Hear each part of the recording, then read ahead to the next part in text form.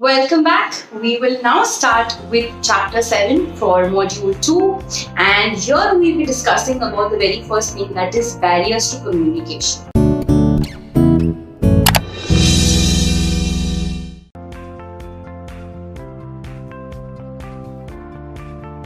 Now, what basically are barriers to communication? Barriers can be anything that can be defined as an obstacle, a problem, or a hurdle that basically does not allow the communication cycle to complete. So when the sender is trying to send something to the receiver, maybe there is some sort of issue, some sort of problem, some sort of obstacle that the sender is not able to let the receiver pass the message correctly, or it could be the other way around, that the receiver may have got the message, but again, because of certain barriers to communication, certain obstacles, he is not able to reply to the sender with regards to a reply in terms of the feedback. So when a communication cycle is not being able to complete because of any of the issues that we will be discussing, understanding the various types of barriers, we say that they act as barriers to communication. Now, generally speaking, we have 4 major types of barriers to communication. Let's take one of them one by one and understand it in detail. So the very first barrier to communication are the physical barriers. The second one are your language barriers. The third one are socio-cultural barriers. And the fourth one are psychological barriers. Right? So physical, your socio-cultural, your language barriers, and your psychological barriers. Let's take each of it in detail. So now let's understand what are these physical barriers. Physical barriers are basically all those external problems that make it difficult for a sender and a receiver to communicate. These are the problems or mechanisms that are happening in the physical environment of the sender and receiver. So 5 components constitute the physical barriers. Now, what are these 5 components? So basically, or we can say that there are these 5 types of barriers to physical communication. So very first is the noise in the surrounding. The sender is probably trying to communicate in a premises that has a lot of echo effect. Okay, or maybe in a situation where the fan is making a rickety noise. So the sender is constantly talking, maybe using the oral mode of communication, is trying to explain a certain point to the students. Like, let's take a teacher and a student example. So the teacher is explaining to the students in a physical classroom scenario, and the noise of the fan is constantly distracting the students, and at the same point in time, it is acting as a barrier to the teacher to be able to continue with what she's trying to explain. So we say that is what explains noise in the surrounding. Or for example, you may have a certain meeting, but your office is situated on the road kind of a side parameter or a situation. So, and then there is a sudden wedding procession that's going on. So the noise that's coming from there can disturb the meeting situation, can disturb the kind of communication that's happening between the members in terms of the sender and receiver, and we say that's noise in the surrounding. Then the second one is non-availability or defects in the communication mode, or these instruments that we use to communicate. Now, what is the understanding for the same? For an example, the mobile phone sometimes of the one who is kind of talking to has developed certain issues. The speaker has issues, or the handset itself is not very clear and it's giving a buzzing kind of a sound. So when he will be trying to speak to the other person on the phone, because of the voice, because of the problem that persists in the device, you're not able to communicate. Or maybe as a politician standing in front of masses addressing to them, the mic develops a certain issue. Okay, one of the string goes loose, or it's not very audible. We've always seen, that when you try to speak to the mic very close, there's a kind of a noise that comes in. So what is that? That is where there is a defect in terms of the mode that you're using to communication. So again, that acts as a second factor for physical barriers to communication. Then the third barriers would be defects in the overall system of communication in the organization. Alright, there we understand the concept of red tapeism and corruption. So for example, if there is a lot of corruption in an organization, there is a lot of red tapeism, people do not let nepotism in a way, that people don't let the feedback from the lower level pass to the upper level of the management. Because of the fact that maybe they would be exposed, or because of the fact that they would look like non-competent enough to take certain decisions, or they would look like they didn't come up with these ideas and somebody younger, somebody lower in hierarchy came up with these ideas. So they don't pass on these ideas to the upper management. So that again can be one of the parameters or one of the factors that affect the communication cycle. The fourth factor that we talk of is with regards to the time and distance. Time and distance plays a very important role when you're trying to communicate. Let's take an example from the point of view of you communicating between a person sitting in India and US. Now we know that the time zones between India and US are very different. When probably we have our morning afternoon times, that's their sleeping time.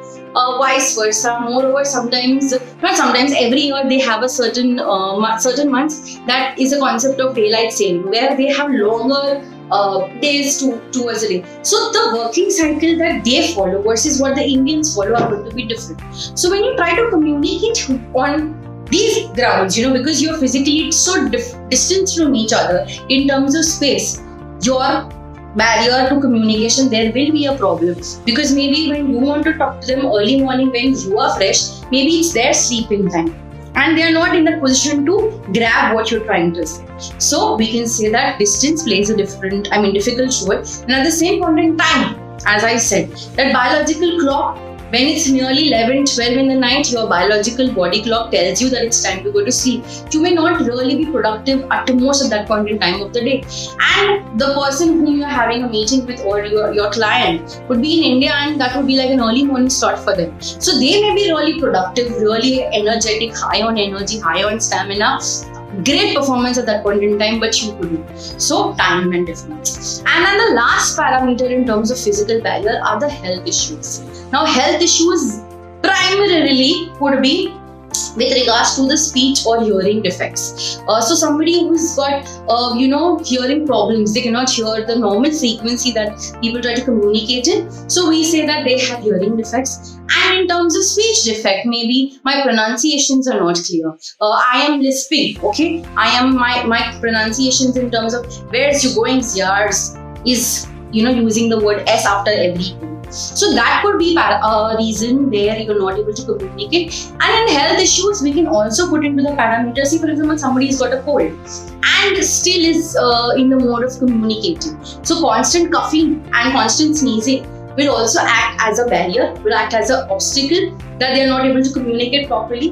That's where we understand the 5 parameters or 5 factors under physical barriers. So quickly, let's go through it. Physical barrier is something that affects the external surroundings, and that could be in terms of the noise that we have. It could be the defect or non-ability of the instruments or modes of communication.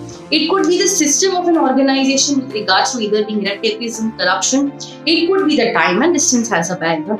And last but not the least, it could be health issues. Now let's move to the second important barrier to communication, which is known as the language barrier communication. Language is the most important tool in communication.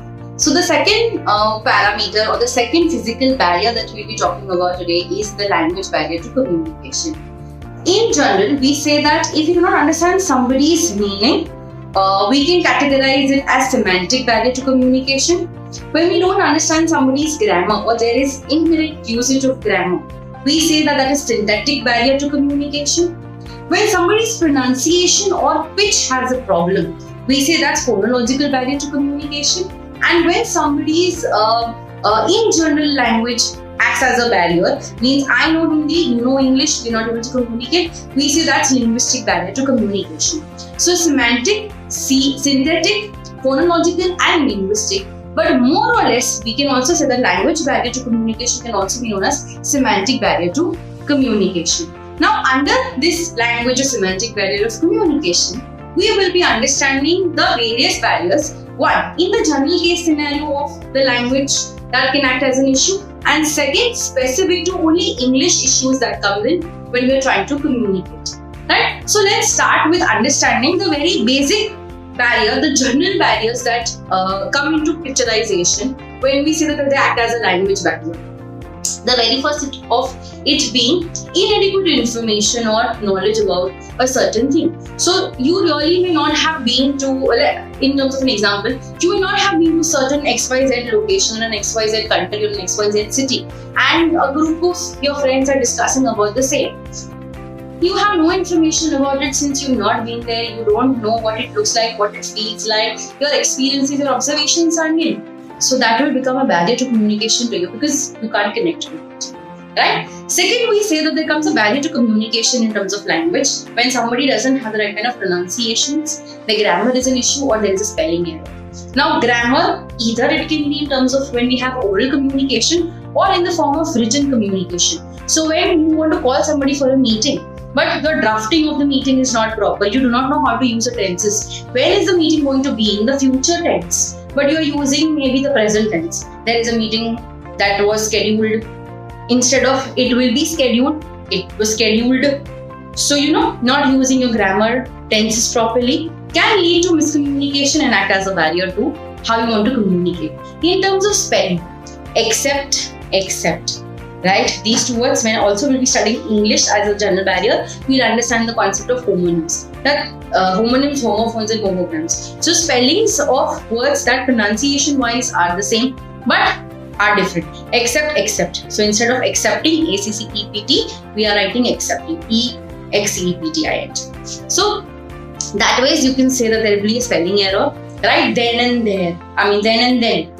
T-H-E-N, T-H-A-N. Pronunciation same but that. So that we'll discuss when we go ahead. And in terms of pronunciations, as I said, when my pronunciations are not clear enough, naturally that can act as a barrier. The third kind of barrier will be with regards to using of more of technical jargons. Now, what are these jargons? Jargons are that every industry, every type of organization, every sector has certain words that they use day in and day out, and the people in that particular profession, in that particular industry understand it very clearly, right? When I say that you will be marked absent and no marks will be given for vivas, from student-teacher perspective, you know what your vivas mean, and you know what marks mean to you. When I say that the same thing in an organization, they will not understand it on those grounds, right? Or we can say the very new famous term that's constantly being used is the new normal. Now, new normal for all organizations are going to be different. The new normal for maybe the IT industry would be that coming, say, 5 years back, they're going to be work from home only. There is never going to be a situation that they go to office. It's all going to be virtual.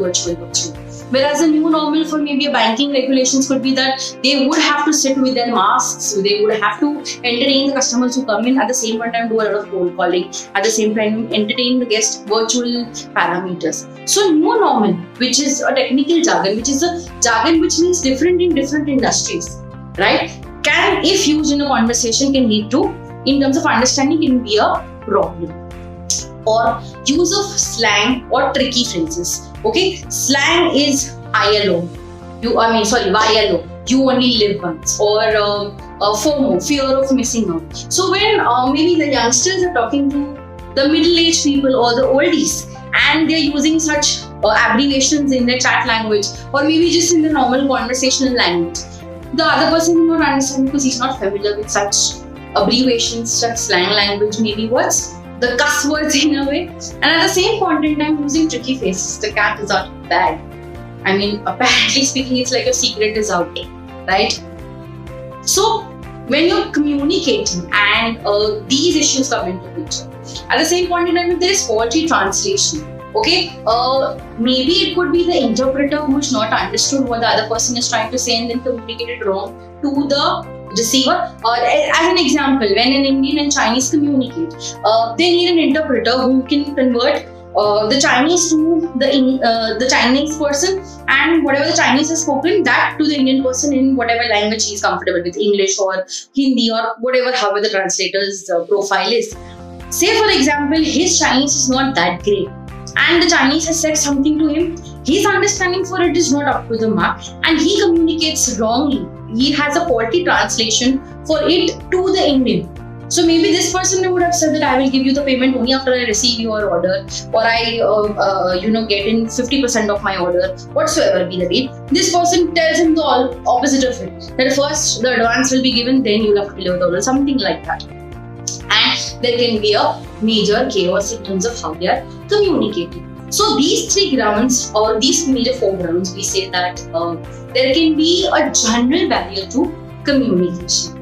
Right? Now let's move forward to understanding what can be certain barriers specific to the language of English. Alright, so in continuation to what we were doing with regards to language barriers, let's look at certain barriers that come in terms of the fact when we are communicating in English. And why are we doing this is because English is the most widely accepted, spoken and understood language around the world.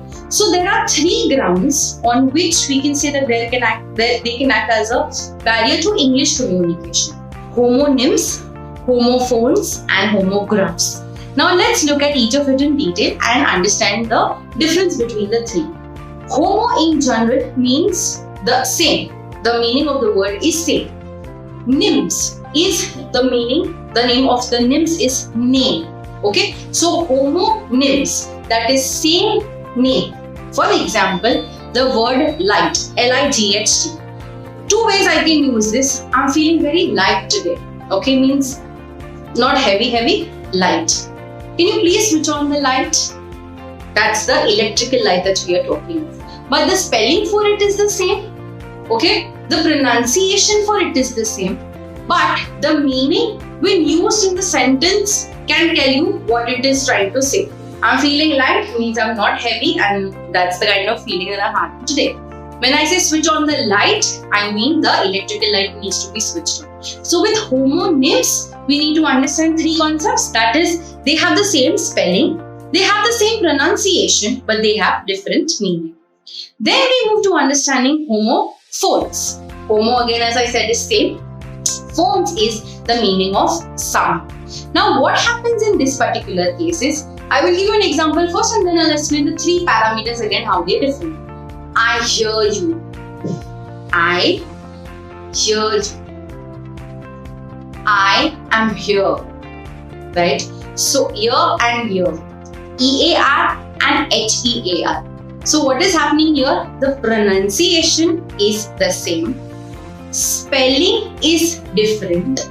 And even the word meaning is different, right? So here, okay. We can also understand it from the concept of wait. I'm waiting for you. My wait is so much. So I'm wait for me. So wait, W-A-I-T.